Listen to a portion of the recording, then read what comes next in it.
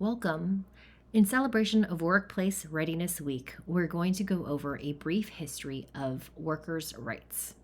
So, we won't start at the very beginning of the first job ever, but we're actually going to start with the Industrial Revolution. So, from 1760 to 1840, there was a global transition of human economy towards more efficient mechanized production. What that means is production became more efficient and the workforce became less agricultural. More workers started working in the factories, and that led to the development of many cities.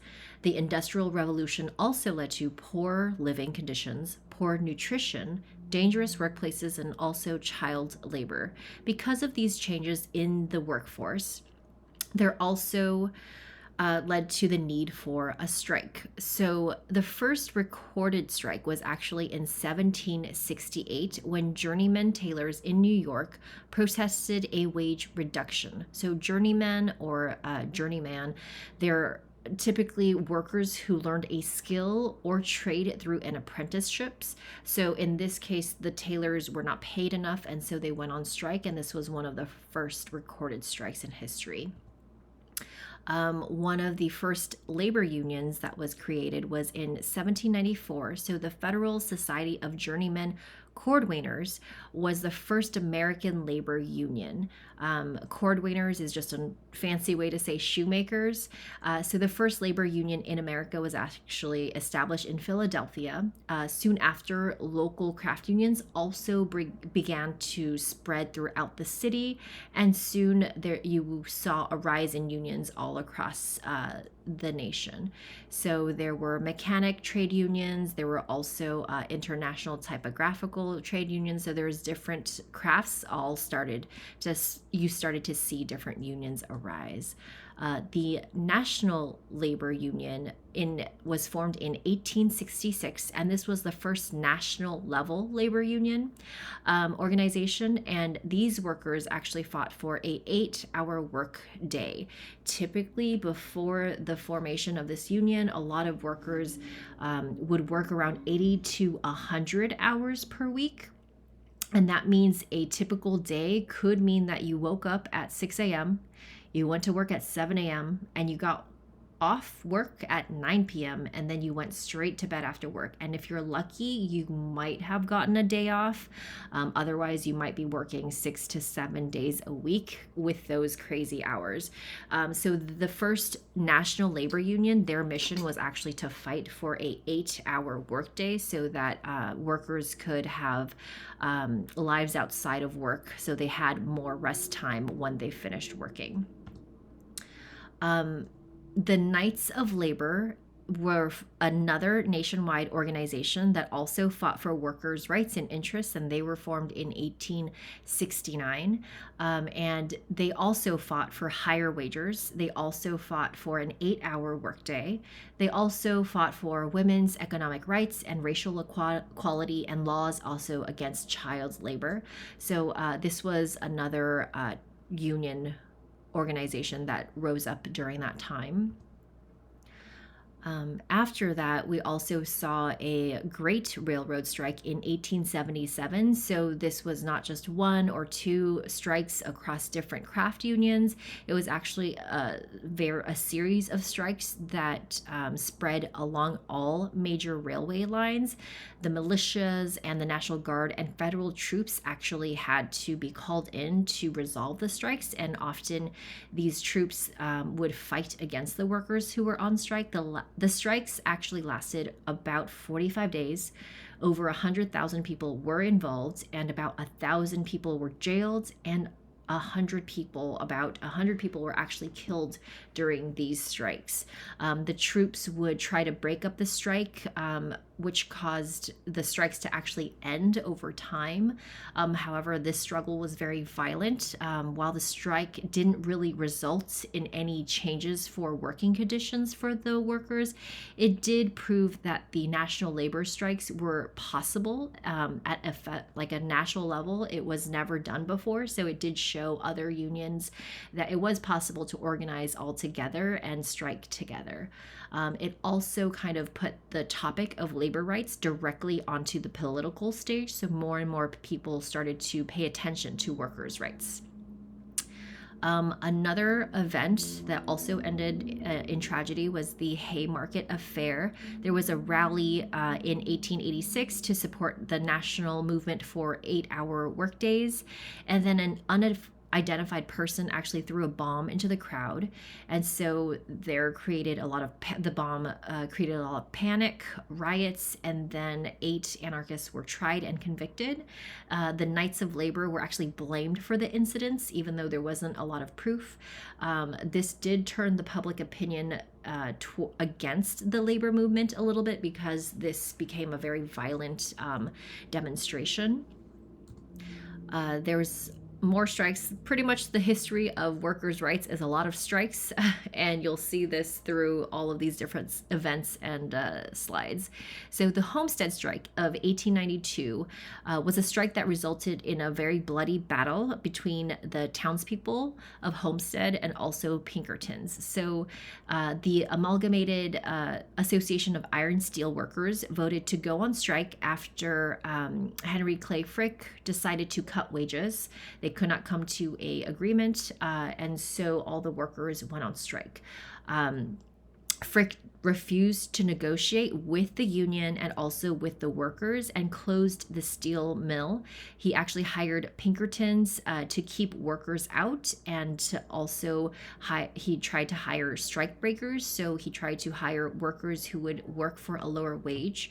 The strike was defeated after the governor dispatched militia against the workers. So you're starting to see a trend.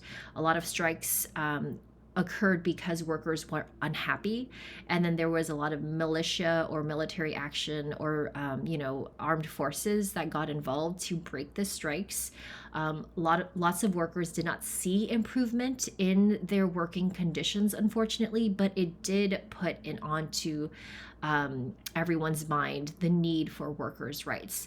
So the Amalgamated Association of Iron Steel Workers, they did lose power after this strike, unfortunately, because it was a failed strike, and it did also end unionizing efforts among steelworkers until the end of World War I. So there was another great strike, a Pullman strike of 1894. The American Railway Union declared a boycott of trains of Pullman cars, and the federal government did have to get involved and ordered the union to stop interfering with the railway. And when strikers refused to stop, President Grover Cleveland actually sends the army. So the Pullman car factory workers went on strike, and they declared a boycott of all of these cars. The public got involved, and the strike and the boycott actually disrupted mail and rail traffic, and so that's why the federal government got involved. This was one of the first times that the government actually did put an injunction to break a strike, so they did get involved. Normally they try to stay out of it. Fights broke out between the army. You can guess that it became very violent. And President Grover Cleveland and Congress actually designated Labor Day as a federal holiday to kind of pacify the laborers who went on strike. This was a failed strike, but we got Labor Day out of it, I guess. And so let's move on to the next big incident, the Triangle Shirtwaist Factory. So in 1911, there was a fire that broke out in the Triangle Waist Company. Many workers were actually locked inside and could not escape. Unfortunately, 146 garment workers actually died from the fire. The factory owners were not convicted of any crime. But the incident did lead to new safety regulations in New York's labor laws. So New York saw this as a very tragic accident, and they saw the need to actually modernize the labor laws to protect some employees. The fire actually led to the creation of a commission, and they found that there were many there weren't labor violations because there weren't really labor laws in place to protect employees, but they did actually create new labor laws to regulate this kind of to prevent this kind of situation from happening ever again. So, new laws actually mandated better building access and exits. They required fireproofing requirements, and they also required buildings to have the availability of fire extinguishers and the installation of alarm systems and automatic sprinklers. I know a lot of these seem very commonplace, but just know that everything you see, all the rights you have right now, did come from an event in history. So this actually led to New York modernizing a lot of their labor laws, which caused a lot of other states to also consider modernizing their labor laws. So when you see a fire extinguisher or a sprinkler system or an alarm system, it's largely due to tragedies like this, where employers and then the state had to really take a look at the labor laws protecting employees and try to make improvements so that these tragedies didn't happen again. The commission also made improvements to eating and toilet facilities for workers, and also limited the hours of work for women and children. Unfortunately, in this fire, a lot of the workers were women and children. So after that incident, the Department of Labor was actually created in 1913, and it guaranteed workers' rights to fair and safe and healthy working conditions. So the Ludlow Massacre was another unfortunate incident. So this led to leading up to this, there were coal miners in Colorado during the 1913, 1914 times. They actually lived in company towns. So a lot of the times, coal mining in this era, the companies actually created houses, towns for the workers. And so a lot of the workers had to live in the town. Their home was paid for by the company, and so they didn't feel like they had a lot of opportunities to air their grievances or complain about unsafe working conditions. Coal miners were also paid very low.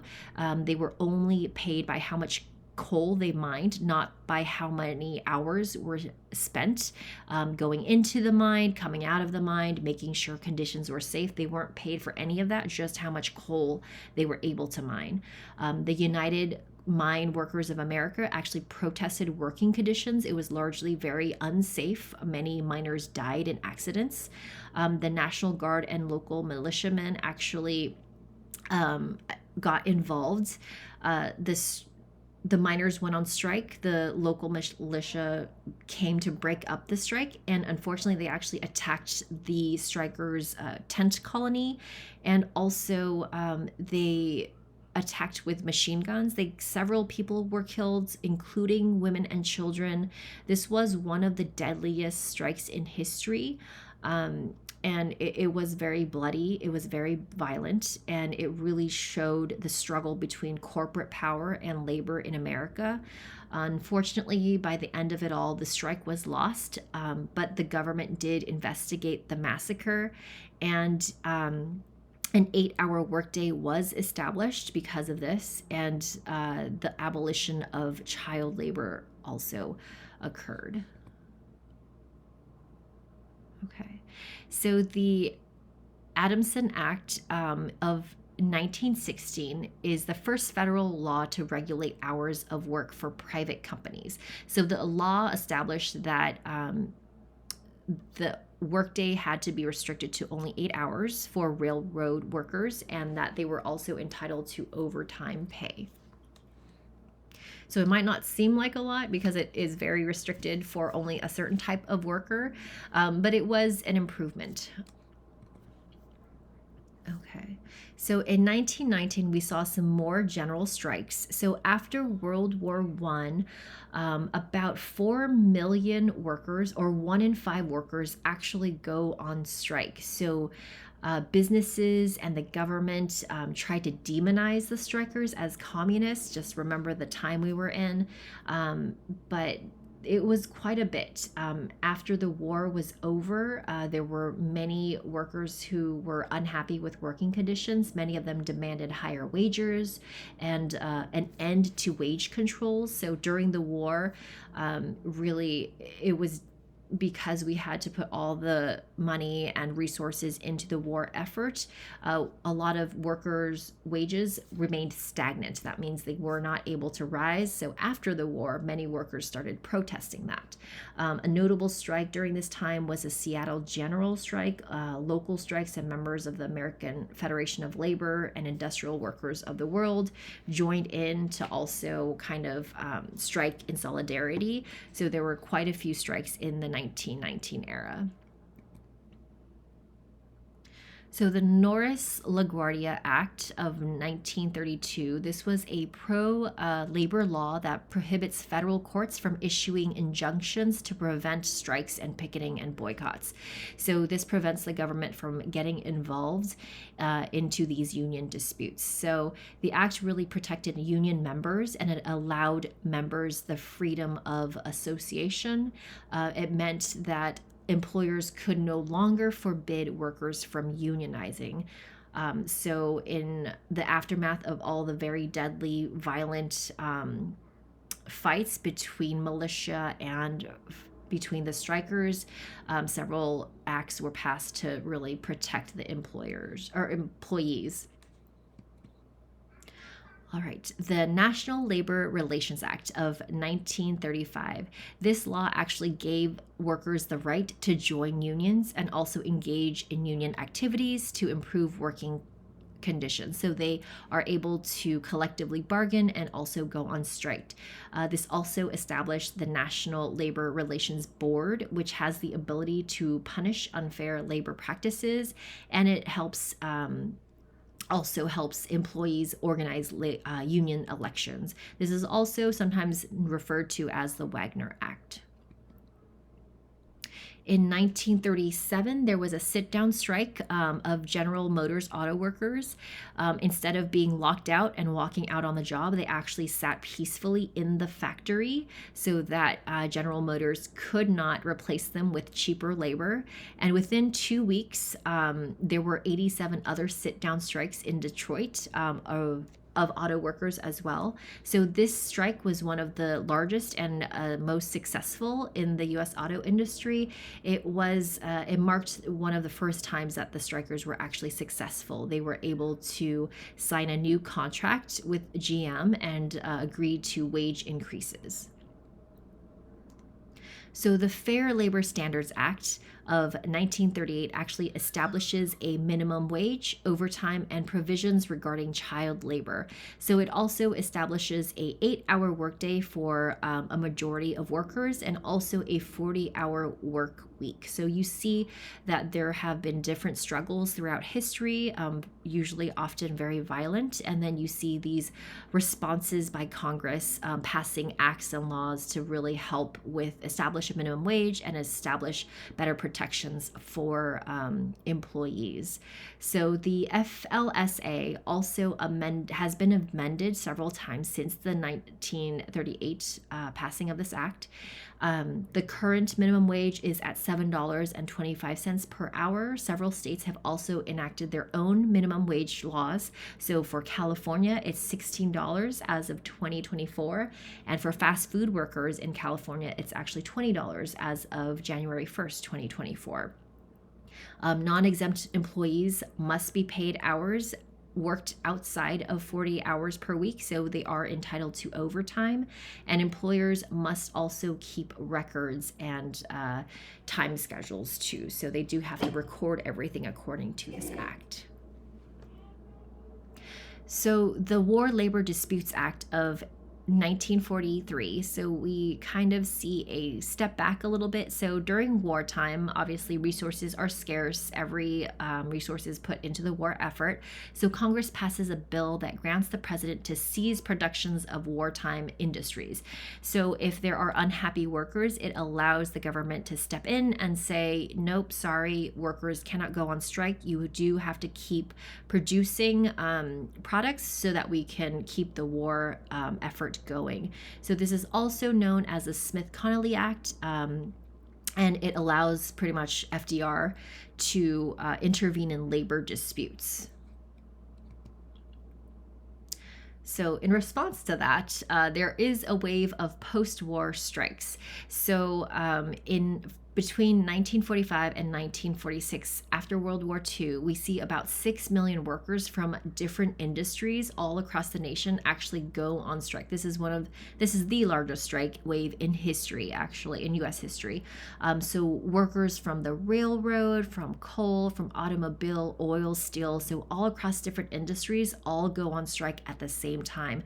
Many workers were unable to go on strike and improve their working conditions during the war. So after the war, many of those pent-up frustrations started breaking out in these strikes. The Taft-Hartley Act of 1947, Congress passes a act that rolls back some of the labor advances. So this is kind of in response to those giant strike waves, and it adds a few more restrictions on union actions. So this act prohibits wildcat strikes. So wildcat strikes are strikes without union leadership support or approval. They also prohibit solidarity strikes, which are strikes that are initiated by workers in support of workers at another company who are on strike. It also prohibits closed shops. Closed shops are just agreements where the employer can only hire union members, so there's a few more restrictions in that sense. And it also prohibits the monetary donations by unions directly to federal political campaigns. So they're trying to cut off the money from political influence now. So just this act did roll back several advancements that the labor movement had over the years. It also prohibited federal workers from striking. So Executive Order 10988 was signed in 1962 by John F. Kennedy. So President JFK issued an executive order that grants federal employees the right to collectively bargain and also unionize. They still, however, are unable to go on strike. Public workers originally were not part of the National Labor Relations Act, so they were initially not protected, but now with this executive order, federal workers can also form unions. They just can't go on strike. The Equal Pay Act of 1963 amends the Fair Labor Standards Act. It prohibits sex discrimination to the payment of wages. So the law is actually intended to end wage disparities between men and women. So while women's pay have dramatically risen in the past 60 years, on average, women's pay still remains lower than men's. The Civil Rights Act of 1964, the law outlaws workplace discrimination based on race, sex, religion, national origin, age, and disability. So it forbids discrimination during the hiring, promoting, and also firing process. Around the 1960s and 1970s, there was a rise in farm worker strike activity and boycotts. So the United Farm Workers Union actually formed when the National Farm Workers Association and the Agricultural Workers Organizing Committee merged together. So under the leadership of Cesar Chavez, Dolores Huerta, and also Larry Itliong, the workers united and tried to fight for the same rights for all farm workers. So originally, the National Labor Relations Act excluded the farm workers, and so they didn't have great working conditions. Often they would have very low wages because of a bracero program in 1941, which allowed Mexican farm and railroad workers to enter the US and work between 1942 and 1964. This actually allowed growers to use this opportunity to undercut domestic wages. So they hired braceros to break strikes, and so often farm workers were unable to improve their working conditions. Many farm workers also lacked access to fresh water when working on the fields. They lacked sanitary facilities and were often exposed to pesticides that affected their health. And so, through different marches, national consumer boycotts, fasting, and collaboration between the different organizations, the United Farm Workers actually formed and merged together. And there were also several boycotts of grapes, for example, in an attempt to improve working conditions for farm workers. In 1970, the Occupational Safety and Health Act helped form OSHA. So, OSHA actually establishes workplace health and safety regulations along with an administration to enforce these new standards. So, before OSHA, thousands of workers were harmed, disabled, or even killed in the workplace. There really was no federal involvement in workplace safety. So, with this act, there brought government attention now to workplace safety issues. So the North American Free Trade Agreement in 1993, this was actually an agreement between the U.S., Canada, Mexico to reduce barriers on trade, and it eliminated tariffs on goods traded between these three countries. So this agreement is also commonly known as NAFTA, NAFTA. It actually resulted in several jobs shifting from the US to Mexico. So higher paying factory jobs actually started moving out of the country to more cost effective regions. This actually led to a loss of US manufacturing jobs, and several lower skilled industries like the automotive and textile industries moved out of the US, and it caused a lot of workers to lose their jobs. And because of this agreement, many unions became less effective since workers were now afraid to lose their job to international competition. So NAFTA actually ended up really suppressing some wage growth, and it also left workers with little bargaining power in those industries. So that's a brief history of workers' rights. I know that was a lot of content, but you should know where the labor movement really came from and all the progress that has been made throughout the years. A quick summary of the fight for workers' rights. Usually it involves discontent. So workers are unhappy with their current working conditions. They often bring the concerns to their managers or their bosses. There's very little change, maybe. So some common areas of discontent are wages, unsafe working environments, long working hours, or maybe not enough time off. And then what happens is these workers will negotiate with the employers to change some of those conditions. Sometimes they are successful and sometimes they are not. If the negotiations are unsuccessful, usually that leads to protest. So workers will go on strike if demands are not met.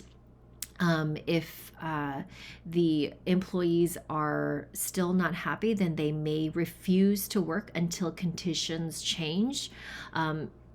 Unfortunately, many of these protests then also lead to violence. As you saw through the history of the labor rights movement, there were some very violent skirmishes throughout. Many people were killed.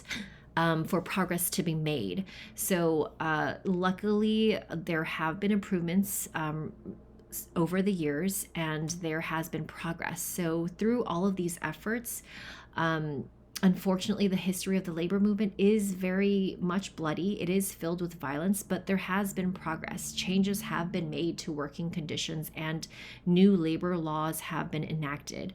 So, while many of the protests and strikes did not immediately involve improvement of the working conditions for all the workers who participated, oftentimes employers did find a way to break that strike. However, their large strikes also caught the attention of the general public, and progress was made. Even if it's a little slow, progress was still there. So some major changes included now an 8-hour workday. There are a lot of safety precautions taken so that you have safe working conditions. There's also mandated breaks now for workers, so you are entitled to breaks throughout the day. And there's also now laws prohibiting child labor. So if a minor, someone under the age of 18, does work, there are safety measures to make sure that they are not exploited. So there are several changes throughout the history of the labor movement. Some recent strike activity, just to point out the fact that we haven't won all of the rights yet. Not every single worker in every single industry is happy with their working conditions. So there is still strike activity. There is still labor movements across the nation in today. So some recent ones in the past are in the recent news, railway workers were unable to reach a contract agreement in 2022. That also caused President Joe Biden and the Congress to get involved in that railway strike, so that trade wouldn't be hindered. The United Auto Workers at General Motors, Ford, and Stellantis also went on strike again in 2023. Kaiser Permanente healthcare workers went on strike in 2023 as well. Starbucks workers actually united together and called for a general strike of all Starbucks workers, part of the union in 2023. And one of the major ones in LA, at least, was the Screen Actor Guild and American Federation of Television and Radio Artists. So you might have heard of SAG-AFTRA. This is what that strike, those unions that acronym stands for. So this is just a really quick review of what has happened in the past, in the recent past. So while workers have gained rights over the last 150 years, progress can still be made.